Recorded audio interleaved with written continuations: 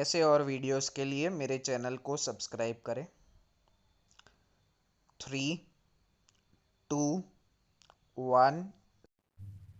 It is totally contradictory to the spirit of the Sanchar Committee, which had a very socialist approach.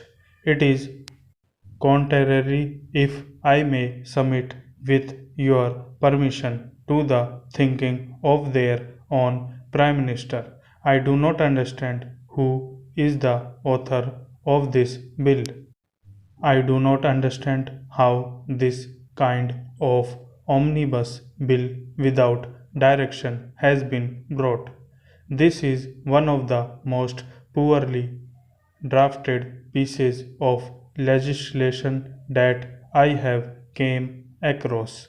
I submit that apart from these things, if the Honorable Minister may allow me to submit, I have seen in the administration of companies for smaller things. They are more particular. If a company is not filing some paper on time, promptly they will send a notice. But there are some other companies which I know of which are not repaying their depositors. Depositors are knocking at their doors and nobody is listening to them. This kind of anomaly must be corrected, since this is a very important act in the sense that the entire corporate sector is administered by this act. If the government has any power to discipline companies, it is through this act, and if this act is treated in such a callous manner, I am at my wit end to understand how larger companies will ever come within the framework of any discipline at all. They will not. Whenever any controversy starts, we start the controversy of the public sector and the private sector. This is a needless controversy. In this country, we need the private sector and we need the public sector. In this country, we need large companies and we need small companies.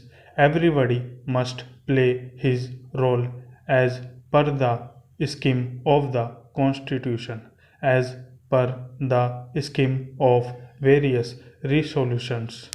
We in the opposition may or may not agree with the government policies, but just now the government policies must adhere at least to what their own vowed objectives are. This bill does not even conform to their own pattern.